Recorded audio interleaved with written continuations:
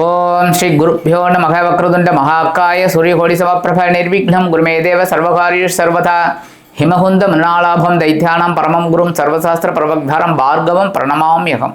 எனதுமை mass media நேயர்கள் எல்லாருக்கும் ஜோதிட குருஜியின் இனிய வணக்கங்கள், வாழ்த்துக்கள், ஆசீர்வாதங்கள். பார்வதி பரமேஸ்வராலயம் நவகிரகங்கள் நல்லாசியோடு இந்த பதிவை ஆரம்பிக்கிறோம். இந்த அருமையான பதிவில் நம்ம என்ன பார்க்க போகிறோம் இந்த காணொலியில் அப்படின்னு பார்த்தீங்கன்னா, சுக்கிர பகவானின் வக்ர பெயர்ச்சி. சுக்கிர பகவான் பொழுதுபோக்குக்காரகன், சந்தோஷக்காரகன், கலித்திரக்காரகன், அற்புதமான ஒரு கிரகம். இந்த உலகம் சந்தோஷமாக இருக்கிறதுக்கு காரணமே இந்த சுக்கிர பகவான் தான். ஏன்னா எல்லா ஜீவராசிகளுக்கும் ஒரு சந்தோஷம் கிடைக்கணும் அப்படின்னா சுக்கிர பகவானோட அருள் கண்டிப்பாக இருக்கணும். அந்த வகையில் இந்த சுக்கிர பகவான் 4/3/2025 முதல் 17/4/2025 வரைக்கும் மீன ராசியில், இப்போ ஆக்சுவலாக மீன ராசியில் ஒரு உச்சம், அந்த உச்சமடைந்த கிரகம் வக்ரம் அடைகிறது. வக்ரம் அப்படின்னாலே உங்களுக்கு தெரியும், பின்னோக்கி இழுக்கப்படக்கூடிய ஒரு இது. அதே மாதிரி சூரிய பகவான் அந்த ஒரு ஒளியை இழுக்கிறதுனாலே தான் அந்த வக்ரம் நடக்கிறது. எல்லா கிரகத்துக்கும் வக்ரம் இருக்கும், ராகு கேதுக்கு மட்டும் வக்ரம் கிடையாது. அந்த வகையில் இந்த உச்சமடைந்த சுக்கிர பகவான் வக்ரகதியில் மீன ராசியில் சஞ்சாரம் பண்ணுறார். இந்த சுக்கிர பகவான் பார்த்தீங்கன்னா காலபுருஷ தத்துவத்தின்படி 2ஆம் வீட்டு அதிபதி, 7ஆம் வீட்டு அதிபதி, ரிஷபத்துக்கும் துலாத்துக்கும் அதிபதி. கரெக்டாக அந்த கிரகத்தை வருது பாருங்க. அந்த காலபுருஷ தத்துவம் எப்படி கரெக்டாக இருக்குது பாருங்க. என்னென்னா 2ஆம் இடம்ங்கிறது தனவாக்கு குடும்பஸ்தானம், 7ஆம் இடம்ங்கிறது வாழ்க்கை துணை ஸ்தானம், நண்பர்கள் ஸ்தானம். அது ரெண்டுத்துக்கும் பார்த்தீங்கன்னா சுக்கிர பகவான் தான் அதிபதி. ஏன் அப்படின்னா சந்தோஷம்.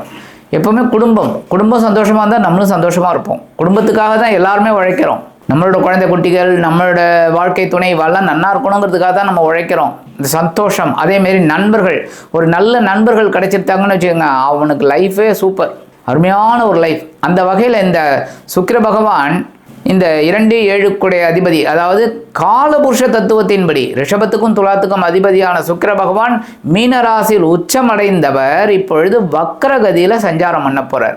இந்த சஞ்சாரம் பண்ணுறதுனால எந்தெந்த ராசிகளுக்கு என்னென்ன பலாபலன்கள் கிடைக்க போகிறதுங்கிறத பற்றி நம்ம இப்போ பார்க்க போகிறோம். அதுக்கு முன்னாடி சப்ஸ்கிரைப் பண்ண அனைத்து இனிய நெஞ்சங்களுக்கும் எங்களோட ஆசீர்வாதங்கள், வாழ்த்துக்கள்.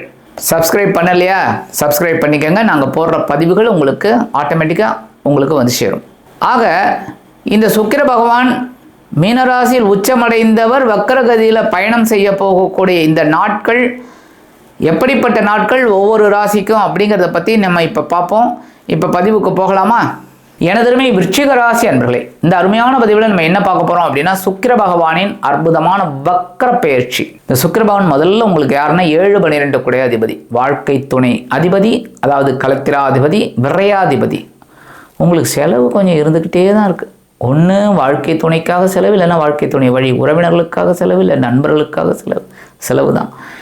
அந்த வகையில் இந்த சுக்கிர பகவான் எங்கே இருக்காருன்னு பார்த்தீங்கன்னா, உங்களோட பஞ்சமஸ்தானமாகிய 5ஆம் இடத்துல இருக்கார். 5ஆம் இடத்துல ஏற்கனவே ராகு உட்காந்துட்டு கொஞ்சம் குழப்பத்தை கொடுத்துட்டுருக்கார். உடல் அளவில், மனதளவில், எல்லாத்துலேயுமே உங்களுக்கு கொடுத்துட்டுருக்கார், இல்லைன்னு சொல்ல முடியாது.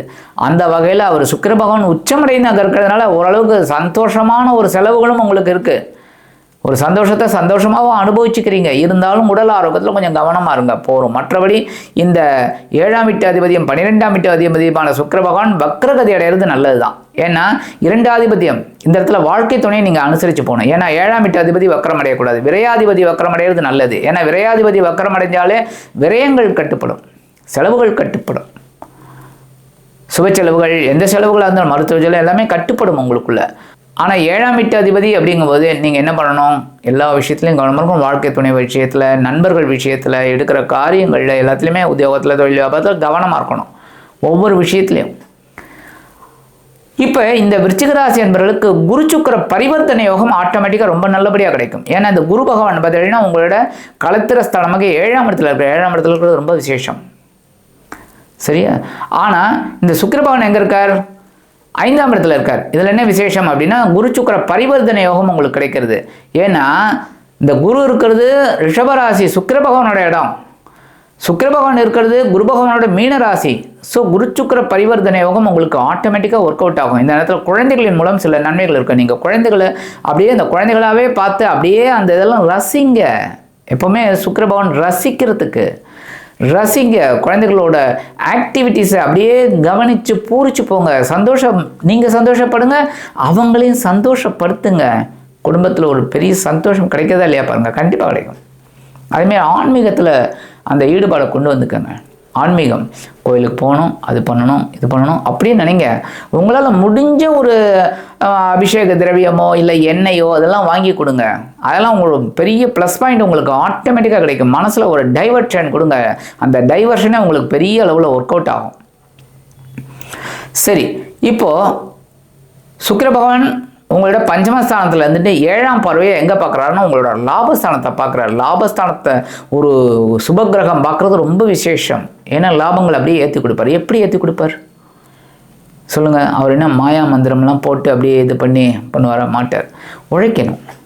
உத்தியோகத்தில் உங்களோட பாயிண்ட் என்ன, உங்களோட துறை என்ன, அந்த துறைக்குண்டான உங்களோட வேலை என்ன, அந்த வேலையை கரெக்டாக பண்ணுங்கள். ஒரு உத்தியோக உயர்வு எல்லாமே உங்களுக்கு ஆட்டோமேட்டிக்காக கிடைக்கும். அதான் லாபம்.